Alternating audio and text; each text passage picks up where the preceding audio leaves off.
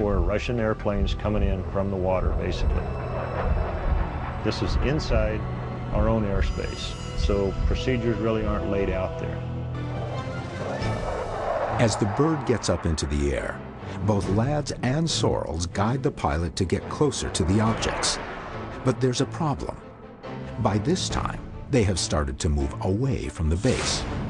He went up to take a look at it, and they run radar intercept on it, and they were having a hard time getting him, in the area. At one point, I was directing the aircraft. I would line him up with the runway, give him a heading. Have him come right down the runway. 01, starboard 040. At one point, they run him through as high as 40,000 feet. And I was talking to the director, and he was asking me, how's he doing? I said, well, he's closing on it. 01, you should hold at one flip now. Target on your right, one on your left. And then as he got closer, I said, he's low. Tower, how's things look now? He's low. Look, search high, search high. And the thing is rising very fast. That thing is rising. Well, he's at 40,000 feet. I said, I don't care, he's still low. He's way low. Way low. We're at 40,000 feet. Still low. But as the pilot gets closer, the objects get further and further away until they finally disappear, out of visual contact and out of radar contact. He has moved now to approximately 145 degrees, estimated 40 miles, and very, very high now. It is almost invisible now. What is your estimate of this? I think it was an unusual incident for all professionals involved. The only unprofessional I heard in there was a UFO officer. He's the only one who thought it was an airplane. The declassified tapes are just the beginning.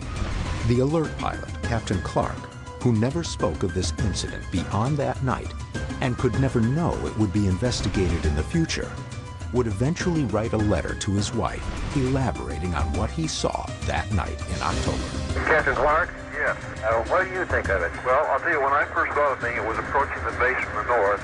All I could see was the pulsating, not rotating, light. I got a good look at it with the binoculars. It seems to be pushing a little cloud in front of it. The team has just heard declassified recordings of an incident above Edwards Air Force Base on October 7th, 1965. This is the tower at Edwards. We have an object now moving southward. Chuck Sorrells, the senior air traffic controller at the base that evening, has shed new light on the strange objects that were found hovering for almost 6 hours in restricted airspace. But Sorrells and the recordings are not the only sources for the story behind what the Air Force refers to as the incident. Captain Darrell Clark was the alert pilot at Edwards Air Force Base that evening. It looked like a fairly low altitude, probably 10,000 feet. His voice is on the audio tapes. It turned a little bit more westerly and gained a tremendous amount of altitude. After decades of silence, Clark feels compelled to document his experience from that fateful night in a letter to his wife. The important thing about this letter is that Captain Darrell Clark was the senior ranking officer on duty, and his account corroborates Chuck Sorrells' account. Both men kept this a secret for as long as they could. Obviously, this incident had played on his mind for decades before he decided to share the secret with someone. This letter was given to the UFO hunters by Sam Sherman, the architect of the reconstructed audio transmissions from Edwards that night. Sherman obtained it directly from Clark's son. I was on alert at Edwards Air Force Base in California and was the senior ranking officer on duty. At about 0200 hours, I got a call from the senior controller. He said they had reports of UFOs and had had some radar contacts. Hello, this is Captain Clark, Alpha Lima. Okay, Captain Clark, Lieutenant Reed. We have some confirmed reports of some unidentified flying objects in your area. Okay. As I scanned the sky, I observed a pulsating light to the northwest of my position, moving south at about 1,000 feet above the ground and around 300 knots. The UFO never leveled off. It continued to climb. It appeared to move right out into space until it finally passed out of view. Darrell A. Clark.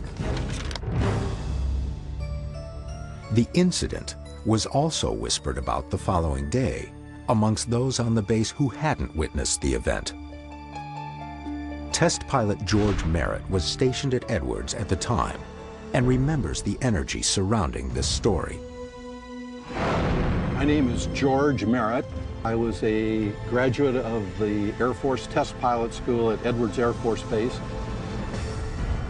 Well, when I came into work the next morning, there was a buzz going on about these strange lights that had been seen south of the base late in the evening and into the early morning.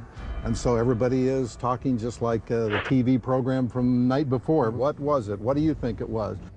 And Merritt confirms why it took the Air Force so long to scramble a bird to take a closer look. Starting with the president down, they have to determine at that level, Pentagon level, that there is a threat and we want these nuke-armed interceptors to take off, identify, and shoot them down. You take that very, very serious. These lights are presenting no hazard to Edwards Air Force Base. There is nobody dropping bombs, nobody firing missiles, shooting guns, no parachutes coming out, nothing that is a threat to Edwards, nor is there at this time to the air defense of the United States. The report goes to someone called a base UFO officer, correct? This Captain John Balint.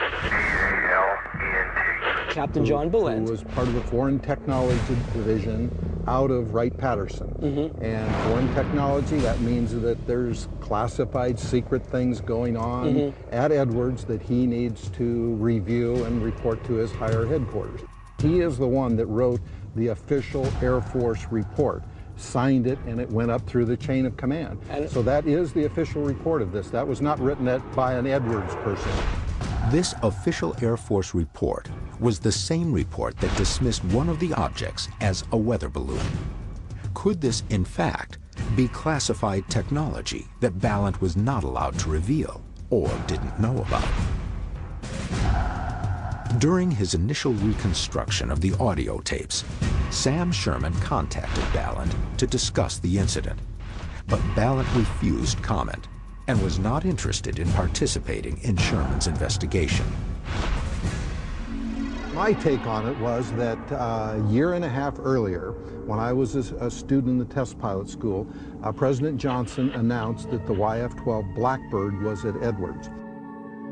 I saw one of them taxi in. First time I'd ever seen the Blackbird, knew nothing about Groom Lake, nothing about Area 51, and here the most magnificent fighter aircraft I had ever seen comes taxiing in, and I'm a fighter pilot. You'd think I'd know about it, but I didn't know about it. So what did that plane have to do with the UFO incident? Well, so my first feeling is if there's some kind of lights out there, and it is in fact some kind of a vehicle, it's probably a classified program.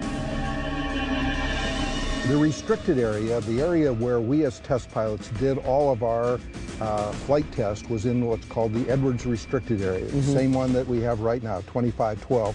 And it starts about 5 or 6 miles south of the runway and runs to the west, runs to the north, and runs to the east. So the testing area for our aircraft were all north of the Edwards area, Edwards base.